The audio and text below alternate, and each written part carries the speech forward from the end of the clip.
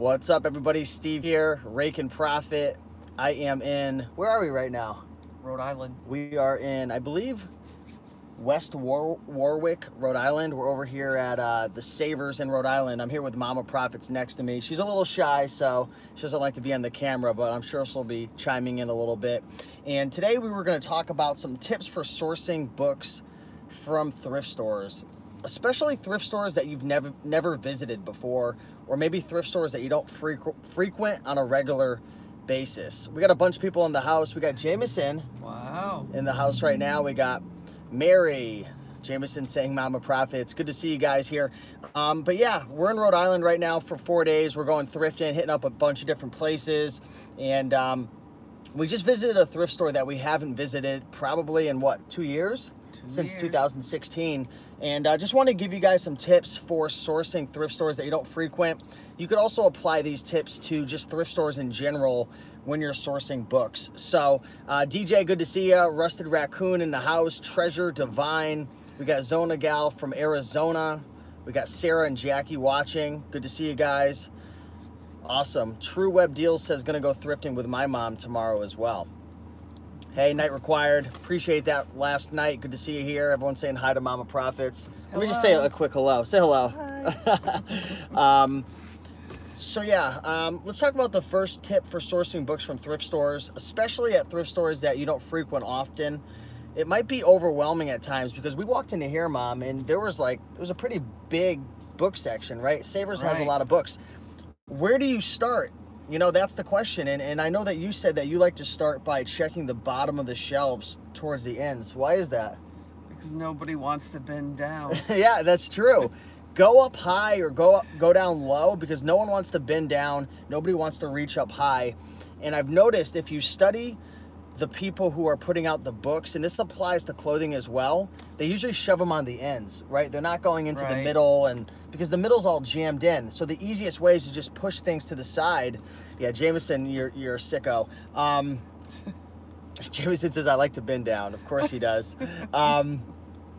But yeah, if you ever watch them, stop distracting me, Jameson. If you ever watch them, they put them on the ends, right? They put them down at the bottom, up at the top, towards the ends. So one of the safest bets to start looking at is towards the ends of the shelves. So that's a really good starting point. And you found a bunch of books, right? What the heck did you find? Let me reach back there. You found a couple books, right? Yeah.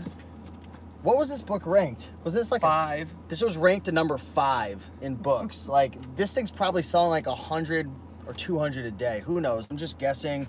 She found a book, Combating Corruption, Screening Modernism. But you found like 6 or 7 books. And where did you find those books? All at the bottom. All at the bottom. So check the bottoms for sure. Tip number 2, and this is going to apply to new thrift stores that you frequent or just thrift stores in general. What do you do, Mom, when you see the employees coming out with a new cart of books? Run over. You run over? Why are you running over? Well, I want to see if there's anything there on their shelf. Yeah, on the cart. Yeah, because the new stuff, there's a good chance there's going to be some gems, some golden nuggets in there. Right. You know, I remember we went to Savers in our town. When was that? The guy with the ponytail was working. It was a couple weeks ago, remember? They brought out a bunch of books, and we shared a bunch on Instagram. I think you made over 200 or 300. Remember, it was those books, and you shipped them all, and they all sold like the same day? Right. Those were all off the cart. Right. So when a cart comes out, you want to attack the cart, okay? That's important. You don't want to mess up their cart either. They're organizing as they come out. Yeah, one of the easiest ways to make enemies at the thrift store is when they're bringing out the clothing or they're bringing out the books on the new carts, on the little things they wheel out. If you start messing everything up and throwing it all around, right, they're not going to like you very much. And if you're going to these thrift stores on a regular basis, you want to be friendly with these people. You know what I mean? Because they'll help you out. I've even offered to put the books up on the shelf that I take off their cart. That's not a bad idea, because they'll give you dirty looks if you start taking it off the cart. Right. But if you say to them, hey, I'm not trying to mess up all your books and stuff. Like, I appreciate you putting all these out. Just so you know, anything I don't take personally, I'll put it back on the shelf for you. And I think they appreciate it because some of these people are putting out thousands of books a day. Right. So that's definitely a good tip. So tip number 1, check the bottom of the shelves towards the ends. Bend down, reach up high, because people are lazy. They don't want to... good exercise. It's good exercise. We have a DVD program coming out soon. It's going to be Raiken Profits and Momma Profits. Lose 20 pounds in 20 days at the thrift store. So check the bottom of the shelves, reach up, reach down. Look for new carts that come out. Another good tip is, and I remember Chris Green had talked about this years ago when we were first getting started, books that don't have barcodes, you want to pay close attention to those, because a lot of people, if it doesn't have a barcode, they'll just skip over it. Right. Now with the Amazon Seller app, it has the ability to scan the cover. So you can just scan the cover, and a lot of times you'll find good books like that. Or if that doesn't work, you can actually go to the ISBN number and you can type that in and find it. So when you come across a book that doesn't have a barcode, what do you do? Exactly what you said. What do you do? Oh, I scan the front cover. Yep. Do you ever find yourself having to type in the ISBN number, or does usually the A scan? lot. So a lot of times it won't scan the cover? Right. Okay, cool, cool. So that's a good tip right there. Another tip, and this was a tip that Mama Profit had mentioned when we were brainstorming these ideas, and I've got some notes on my laptop. Yes, I am in the thrift store parking lot with a laptop. Don't assume everything is taken. As much as it is a labor-intensive physical activity of sourcing and finding books, going to the thrift stores, it's also a mental game as well, because if you go into a thrift store with the mindset that, oh, the competition took everything and there's no books here, you're not going to do what you need to do in order to be successful, which is looking through all the books, scanning the books. Have you ever noticed that sometimes you're in a negative state and you're like, oh, all the competition's here, and then you leave in 5 minutes, but you could have missed a book? Right. It So happens. it does. So you've got to realize, yes, there is competition out here, and there's people traveling from state to state like we are right now. We're going into some Rhode Island folks territory, taking their books, and you know, you even got more books back here. What else did you find today? Oh man, this was a good book you found right here. You said you had found this before, right? Yeah, I've sold it. So what is this called? Herbal Healing. Herbal Healing, 2nd edition. I think this was going for like 30 bucks or so. Yeah, those books normally do good. They do well. Bottom lines. She had found Adobe Lightroom 6cc. I don't know what it was going for, but these books are all going for at least 15 to 20 bucks each. Some more, some less. Everybody's saying what up, Mama Profit. Good to see ya. I'm gonna take some questions in a minute or two, guys. I just want to get through these tips and give you guys as much value as possible. You know, I've been selling books for 4 or 5 years. You've been selling books for what, 4 or 5 years now? 5 years. You're actually having one of your best months to date. Right. So her business is continuing to grow.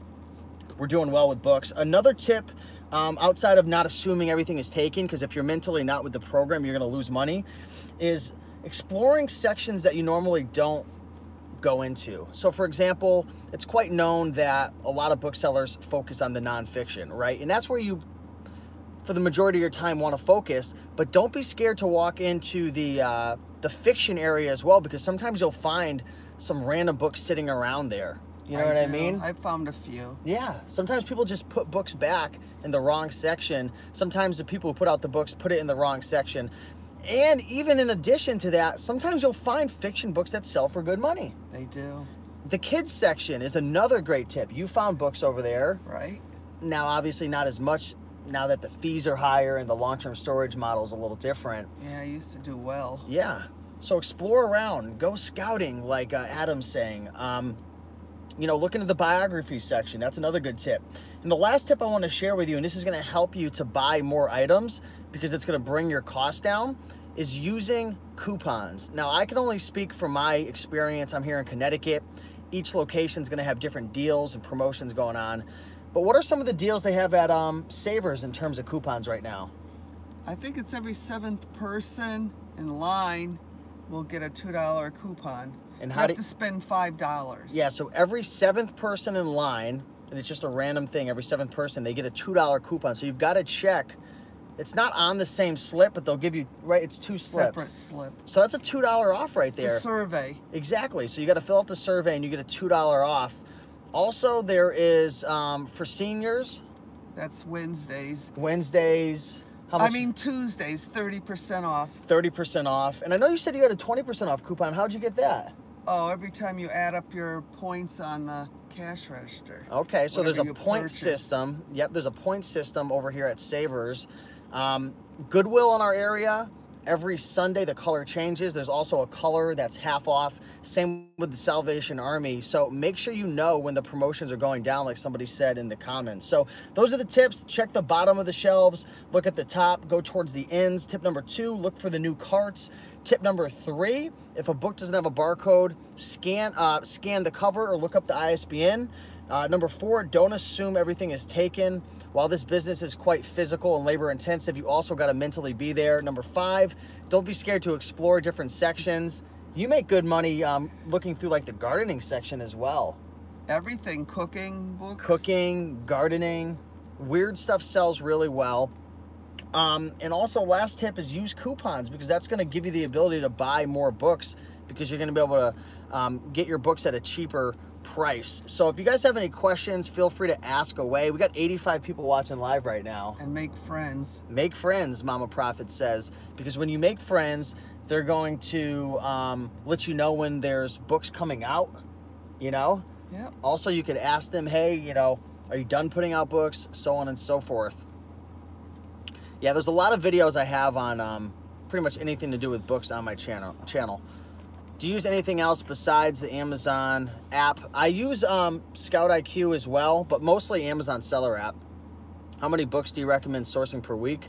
As many as you possibly can, but for us, it's not about how many, it's more about quality, because for our particular business model, we're not looking to buy books that necessarily make $2 or $3. For the most part, we want our books to make a good, you know, $7, $8, $10 plus per book, and the sweet spot's really finding those textbooks that sell between, you know, $40 and $60. So you don't even have a ton of books in your inventory right now, and I don't. She has less than like 100. Don't you say like 150 books in her inventory now, and she's having the best month of her career in the last 5 years. I just keep moving them constantly. She keeps them moving. When she buys a book, it sells pretty quick. How to scan for a beginner? Just download the Amazon Seller app. It's free. You're gonna have to sign up for an Amazon Seller account though. I believe you can get the free account and it'll still work. I don't think you need a pro account for the Amazon Seller for the scanning app. I don't think, right? I don't know. Somebody can verify that with me, but just go on YouTube and watch a video. It's really easy. You guys, if you have questions, make sure it's only one sentence, because if it's like a paragraph, unfortunately on the phone right now, it only shows like 3 comments at a time and it goes away. Okay, we got a question for Mama Profits. Does Mama Profits purchase any high-ranked books? Yes, I do. I just sold one today. Oh, tell them about the book that you sold today. It was way over $2 million. And I sold it was an anatomy and physiology book. Yeah, and I sold it for $159. And I've been only hanging on to it for about less than 2 months. Yeah, a lot of people think that if a book's ranked 2 million, 2.5 million, it's never going to sell. If a 2.5 million ranked book, you know what? I'd be curious for you to go check the listing now, and I bet you that rank is down at like 300,000 now. Right. Because if a book's at 2 million and it sells, it's going to drop down to like 300,000. Clearing Clutter for Clarity wants to know, do I help you with shipping? What was that? Do I help you with shipping the books? Do I help you with your business? Or are you mostly all on your own now? I'm pretty much on my own. I don't help her with a goddamn thing anymore. She's good. No, I do it all myself. She's good. But when she first started, I was teaching you a lot of stuff. But now she's pretty much on her own. Has Mama Profits drove the Corvette? Not yet. I'm waiting. You guys, smash that like button if you're enjoying this right now. We got 102 people watching live.